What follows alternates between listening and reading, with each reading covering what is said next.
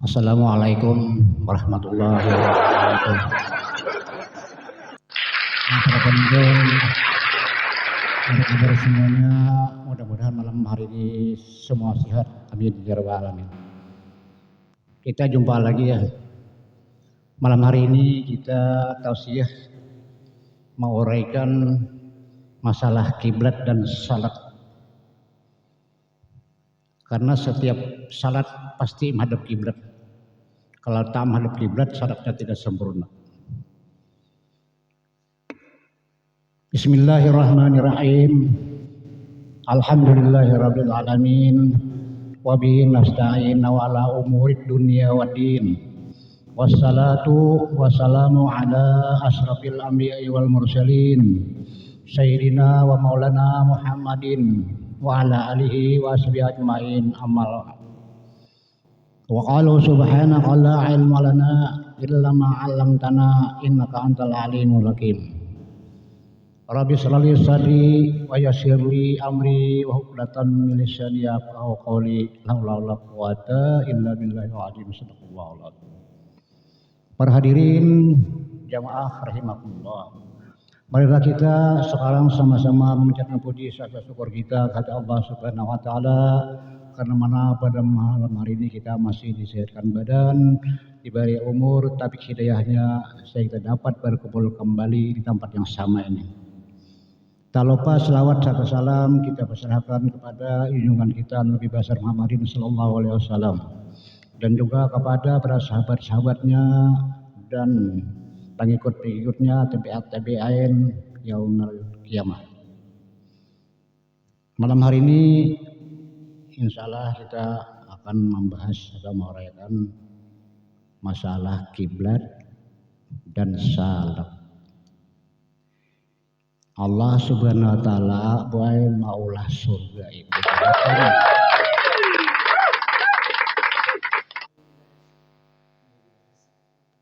Lalu kiblat ini ada juga 8. Maaf Ustaz banyaknya, kayak kata kawan, jaknya ada. Yang pertama kiblat salat yaitu menghadap kepada Baitullah.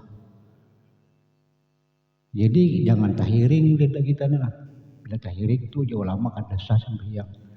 Orang yang kada mengerti itu baik bila sujud berdiri tahiring itu sembahyang kita kada sah. Kan tahiring kiblat.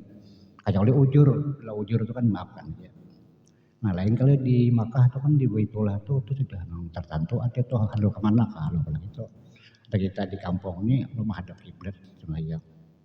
Jadi bilanya sujud lalu bangkit dari sujud namanya i'tidal, tahiring sedikit itu kada sah salat kita batal. Kalau pada ujur kan enggak apa aja. Nah satu. Nomor 2 kiblat mata yaitu kapasahapan. Nah jangan mata hulu hilir kapasahapan. Bahari ada seorang perempuan bertiga salat berjemaah. Ini boleh aja perempuan berjemaah salat. Tapi dihukum diperintah tahu, larangan kada tahu. Lalu nang imam ini sudah maka takbir Allahu Akbar. Setelah membaca wajah, setelah itu baca Fatihah separuh melihat tikus lewat di pasapan. Ujar imam tikus lewat. Jadi jemaah yang pertama tidak boleh salat berkata. Dan yang kedua untung saya tidak berkata. Batal ketiganya. Nah ini masuk. Orang yang kada ilmu batal. Ini yang kedua. Yang ketiga kiblat hati. Kiblat hati ini adalah kepada Allah Subhanahu wa taala. Jadi bila kita salat itu kada ingat atau lupa lawan Allah Ta'ala, salat kita itu kada diterima. Apabila ada sedikit khusyuk, sedikit itulah yang diterima. Ini yang ketiga. Jadi ujar ulama, apabila kita hendak mengurangi waswis, salat kita itu Fatihah diulah makmum atau Fatihah diulah imam. Nah kayak apa? Fatihah diulah makmum atau Fatihah diulah imam. Ini mengurangi salat nang kada husuk. Namun husuk 100% kita kada kawa. Sahabat Nabi aja siapa Ali kada kawa husuk 100%. Ada kita ini. Nah kayak apa Pak Ustaz? Fatihah jadi imam. Umpama Fatihah jadi imam. Nya Fatihah ini bae bismillahirrahmanirrahim tuh tak orang huruf Fatihah. Kalau auzubillah tuh ada cuma tuh disunatakan membaca begamat. Baca auzubillah minasyaitonir. Bismillahirrahmanirrahim. Ujang mulut kita. Kalau hati mengiringi bismillahirrahmanirrahim. Lalu ujang mulut kita alhamdulillahirabbil alamin. Di hati kita alhamdulillahirabbil alamin. Tapi isi segala puji bagi Allah Tuhan semesta alam. Nah ini namanya Fatihah menjadi imam. Mengurangi nang kada husuk teh. Nang sabaliknya Fatihah pulang menjadi makmum. Lalu hati berdahulu ujar hati a'udzubillahi minasyaitonir rajim. Lalu ujar mulut kita a'udzubillahi minasyaitonir rajim. Ujar hati kita bismillahirrahmanirrahim. Lalu mulut kita berkata bismillahirrahmanirrahim. Lalu perlu hati kita alhamdulillahirabbil alamin. Ujar mulut kita alhamdulillahirabbil alamin. Nah ini Fatihah menjadi makmum. Nah itu secara ibu ujar mana nang terbaik. Ini mengurangi kisah kada husuk. Nah ini nang berapa? Nang ketiga.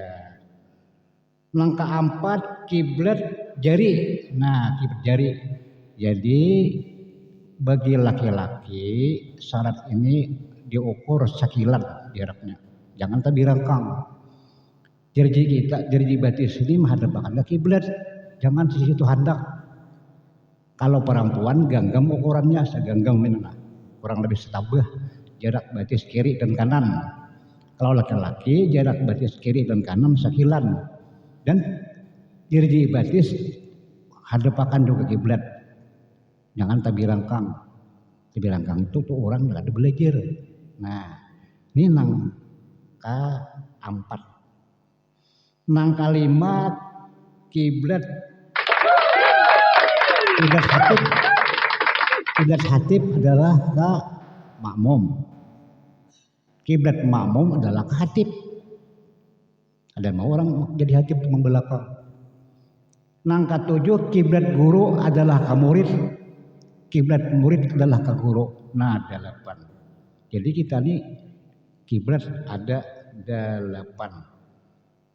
Setelah itu dan salat. Syarat ini buat Jalaman salaman kita udah tahu 5 waktu. Jadi memang paling murah salat yaitu maghrib. Paling larang salat yaitu subuh.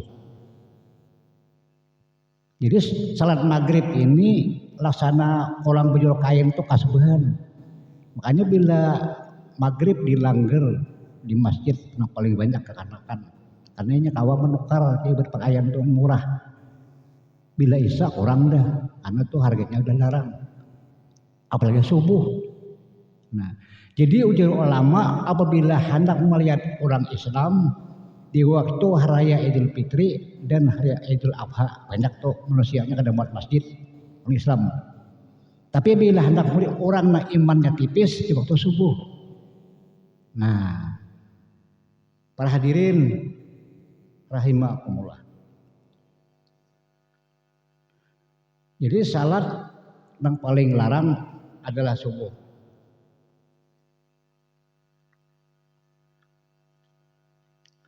Para hadirin rahimakumullah. Jadi salat ini ada nang tahu dihukum, tapi larangan kada tahu. Ada nang larangan tahu, dihukum kada tahu. Kayak apa nih Pak Ustaz? Nah ini. Dulu ada seorang laki-laki tulak memancing ikan, mendapat bangkai burung nang busuk dibuat dalam kantong. dibawa sembahyang.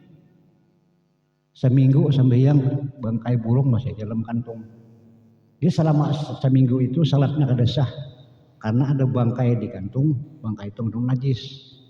Nah ini namanya perintah tahu, larangan kada tahu.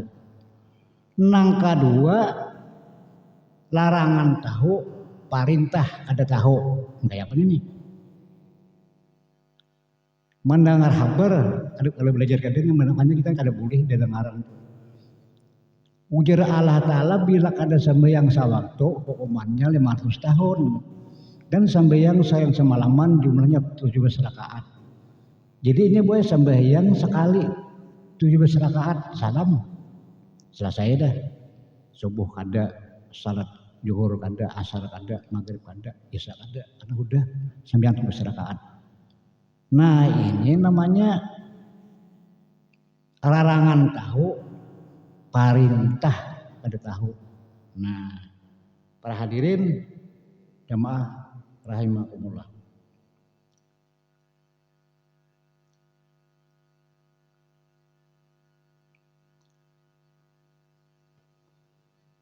Jadi salat ini nang paling larang tadi adalah subuh. Dan salat ini ada juga kepala salat. Kepala salat itu adalah asar. Kalau manusia tidak pakai kaki masih hidup. Kalau tidak pakai tangan masih hidup. Kalau tidak pakai kuping masih hidup. Kalau tidak pakai mata masih hidup. Tapi kalau tidak pakai kepala mustahil hidup. Nah, salat ini adalah kepala salat asar. Ujar Nabi barang siapa meninggalkan salat asar maka amanah sehari ditolak tiada diterima. Auzubillahi min dzalik. Ada yang bertanya, Pak Ustadz adakah dalilnya? Ada. Ini kita bacakan dalilnya. Ujar Nabi man taraka salatal asri habita amaluhu. Hadisnya sahih Bukhari. Barang siapa aja yang meninggalkan salat asar maka amalnya ditolak tiada diterima. Auzubillahi min dzalik. Nah, para hadirin jamaah rahimakumullah.